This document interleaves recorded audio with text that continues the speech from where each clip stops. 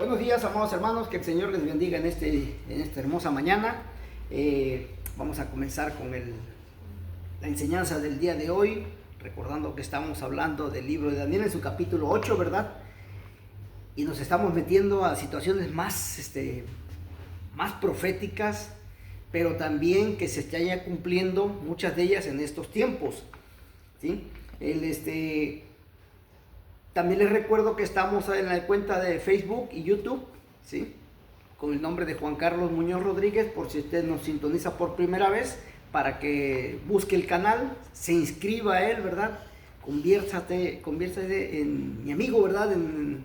Por medio de Messenger, o también un seguidor, ¿verdad? Para que ustedes sigan estos mensajes, porque también tenemos en las noches un mensaje que estamos dando, más pequeño, más corto, pero también muy interesante. Entonces también los invito. Hoy sábado vamos a tener el mensaje en la noche. Les comenté el día de ayer que vamos a comenzar a hacerlos lunes, miércoles y viernes, solamente por hoy, porque ayer lo planeamos el día de ayer. Vamos a terminar hoy, pero el lunes esos mensajes de la noche van a ser lunes, miércoles y viernes. Pues bien, comenzamos con nuestro tema de Daniel, porque no podemos dejarlo, ¿verdad? No, vamos bien encarreraditos sobre él. Alguna duda, algún comentario, alguna sugerencia, alguna opinión que tengan, pueden solicitármelo con mucho gusto y lo llevamos a cabo, ¿verdad? Respondemos en la medida que podamos, bajo la inspiración, sobre todo del Espíritu Santo, ¿sí? Ahora bien, ayer hablamos acerca del versículo 8, el versículo 5 de este capítulo 8. Vamos a hacer una pequeña remembranza. Dice: mientras yo consideraba esto, he aquí un macho cabrío venía del lado del poniente, sobre la faz de la tierra, sin tocar tierra, y aquel macho cabrío tenía un cuerno notable entre sus ojos. Bueno, a ver, mi hermana, recordemos que ya Babilonia ya pasó, ¿sí? Ahora, el siguiente sueño que tiene Daniel es un macho cabrío, un carnero. Dice, un carnero que tenía un cuerno más corto y uno más grande. ¿Qué tipificaba este carnero? A los medos y los persas, ¿sí? Y los cuernos tipificaban, el cuerno más grande y más alto tipificaba al reino de los medos, dirigidos por Darío. Recordemos que Darío era un hombre ya más grande de edad, ya más avanzado de edad, que duró poco tiempo en el reino. Sin embargo, el cuerno pequeño, más chiquito, ¿sí?, y más bajo, se refiere a Ciro, porque Ciro era más joven. Entonces, cuando muere Darío, Ciro es el que se queda a cargo del mundo entero, ¿sí? Por eso es el detalle de estos dos cuernos, el carnero. Pero dice el versículo que hoy dice: mientras yo consideraba esto, era aquí un macho cabrío. Este es el macho cabrío, ¿sí?, con un cuerno notable entre los ojos. ¿Quién era este macho cabrío? Era el siguiente reino mundial. Ya habíamos pasado Babilonia, ya estábamos pasando los medos y los persas, pero ahora venía Grecia, ¿sí?, con Alejandro Magno o Alejandro el Grande, caracterizado por un animal fiero como es un macho cabrío, que dice la Biblia, con un cuerno notable entre los ojos, ¿sí? Ahora bien, vámonos a los versículos 6 y 7 de este capítulo 8. Y vino hasta el carnero, refiriéndose al macho cabrío, y vino hasta el carnero de dos cuernos que yo había visto en la ribera del río, y corrió contra él con la furia de su fuerza, y lo vi que llegó junto al carnero, y se levantó contra él, y lo hirió, y le quebró sus dos cuernos, y el carnero no tenía fuerzas para pararse delante de él. Lo derribó, por tanto, en tierra, y lo pisoteó, y no hubo quien librase al carnero de su poder. O sea, pasado el tiempo, ¿sí?, los medos ya habían perdido su poder con la muerte de Darío, pero Ciro continuaba. con los dos países. Después viene Alejandro el Grande, ¿sí? Que viene, es el tercer reino mundial, ¿sí? Y lo caracteriza de esta manera. Hace un poquito para acá, ¿verdad? El carnero, dice Daniel, viene corriendo con toda su fuerza, prácticamente volando, venía volando. ¿Por qué? Recordemos que la caracterización que da el libro de Daniel con respecto al tercer reino mundial es un leopardo, ¿sí? Con 4 alas. O sea, era muy rápido para sus conquistas. Y las 4 alas ya le hablamos de que tipificaba 4 cabezas y 4 alas, tipificaban a los 4 generales que eran como si fuera uno, actuaban todos como si fuera uno. Entonces, ¿qué hacían? Lo hacía poderoso, tanto por aire como también por tierra. Entonces, ellos son Alejandro el Grande, rey de los griegos, ¿verdad? De Grecia, viene y ataca al carnero. Este es el carnero, por eso dice el carnero con 2 cuernos, todavía eran los medos y los persas, ¿sí? Y pues no pudo el carnero defenderse, pero no era otra cosa más que ¿cómo se llama? El propósito de Dios de que Grecia tenía que vencer y no dejar rastro de alguno de los medos y de los persas, porque ahora cambiaba el poder mundial, ¿sí? A la tercera potencia, ¿sí? La tercera potencia mundial, que era Grecia. Incluso hay una historia que está contada en la literatura, ¿sí? Dice que cuando los medos, ¿sí? Y los persas supieron que había una nación que se estaba levantando muy fuerte, muy poderosa en todos los aspectos, quisieron atacar a Grecia. ¿Para qué? Para no dejarla crecer. La hicieron para que, ¿sabes qué? Se está levantando muy fuerte, nos va a crear problemas, vamos a atacarla. Entonces, había un rey que se llamaba Jerjes, ¿sí? No Jerjes el de la historia de Esther, era otro, ¿sí? Porque ese Jerjes que la Biblia menciona es el rey que pone a Esther como reina, y de ellos dos nace Ciro, pero Ciro ya está de este lado, pero ya estamos hablando de este lado, ya años más adelante. Entonces también había un rey Jerjes que no quiso que Grecia se levantara y fue y la atacó. Sin embargo, nos comenta la historia, se la voy a hacer un poquito más corta, ¿sí?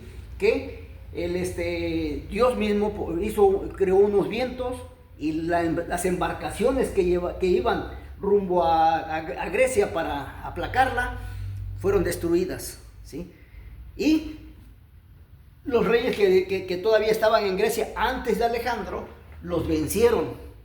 ¿Por qué? Porque no era el propósito de Dios que los medos vencieran a los griegos, que el reino del oriente venciera a los del occidente, porque el reino estaba cambiando, ¿sí?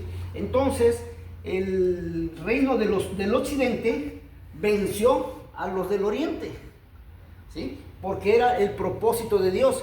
Años más adelante, ¿sí? Entonces sí, Grecia vuelve a cometer contra los medos y los vence, pero ya era ya dentro del propósito y el plan de Dios, ¿sí? Entonces no nos vayamos con la finta de que Grecia había vencido desde anteriormente a los medos. No, hasta llegado su momento. La primera vez Dios no les permitió a los medos y los persas atacar a Grecia, porque el propósito de Dios era al revés. En vez de que los medos vencieran a los griegos eran los que tenían que vencer a los medos y los persas, ¿sí? Lo tenemos registrado en la historia secular, ¿sí? Ahora vamos al versículo 8, ¿sí? De este capítulo 8. Y el macho cabrío se engrandeció sobremanera, pero estando en su mayor fuerza, aquel gran cuerno fue quebrado, y en su lugar salieron otros cuernos notables hacia los 4 vientos del cielo. Esto es lo que nos tipifica. cuando los medos y los persas estaban en su pleno apogeo, en su poder total, ¿sí? Lo vencieron. Vamos aquí, perdón. Cuando Grecia estaba en su pleno apogeo, ya había conquistado todo lo conquistable, ¿sí?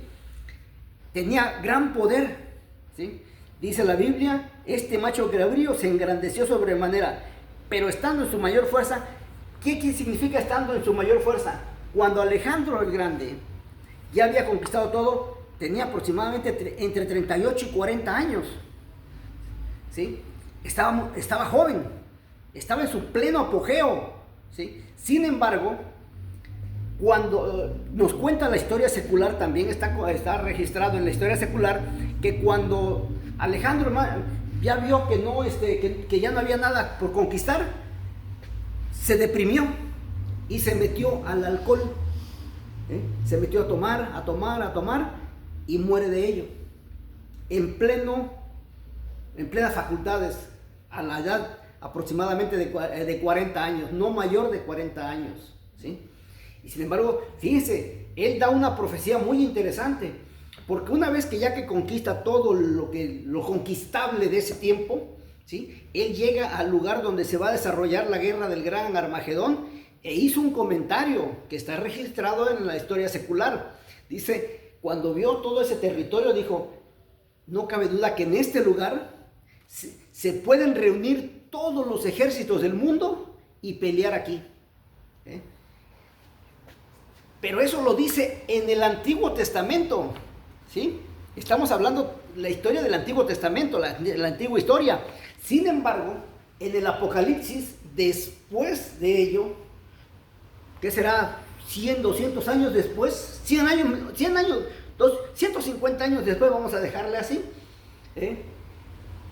Juan, el teólogo, el discípulo amado de Jesús, en la isla de Patmos, cuando escribe el Apocalipsis, él es el que escribe que en ese lugar donde Alejandro el Grande había dicho que aquí se podían juntar todos los reinos de la tierra para una guerra mundial, Juan decía 150 años después que ese lugar se iba a llamar el Gran Armagedón, donde Dios iba a reunir ahí a todas las naciones para llevarlas a juicio. Vamos, hermanos, la profecía sí es maravillosa.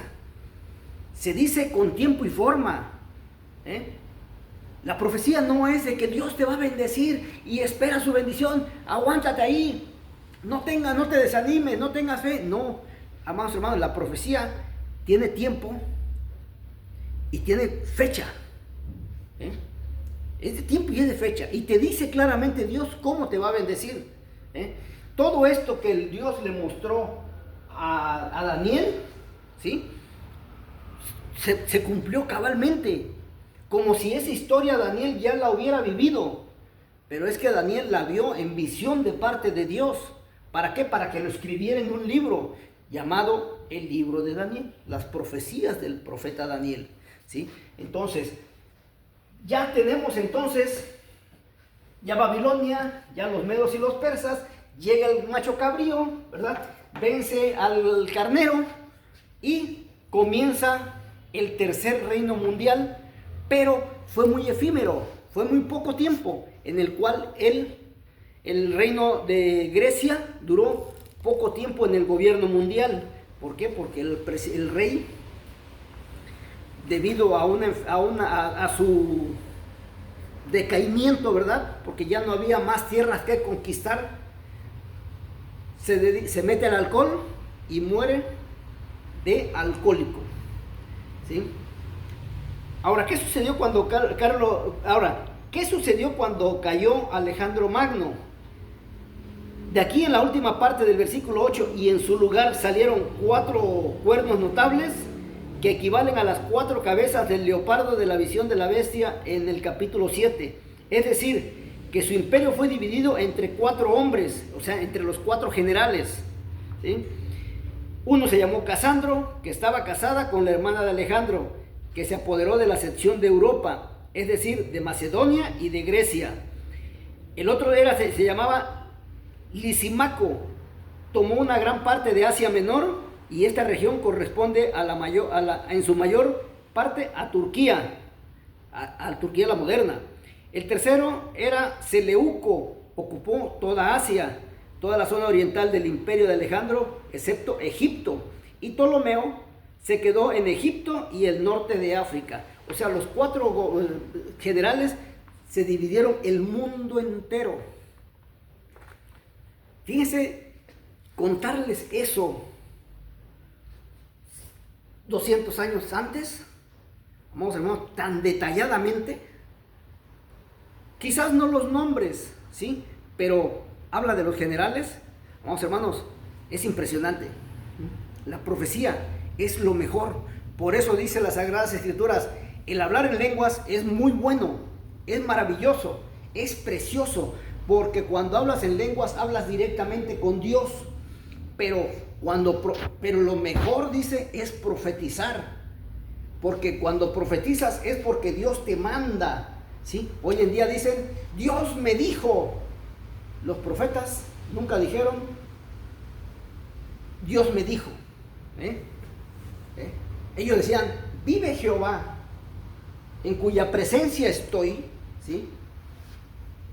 Que les dice esto, esto y esto. Lo que están haciendo mal y lo que les viene por estar haciendo lo malo. Y cuando bendecían primeramente utilizaban el nombre del Señor y después decían la frase, el mensaje que tenían que dar, ¿sí? Les recuerdo que Moisés no pudo entrar a la tierra prometida por un pecado que cometió, muy significativo.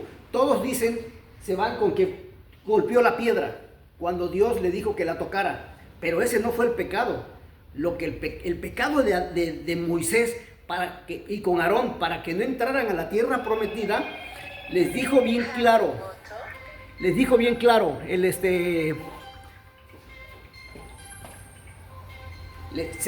claro.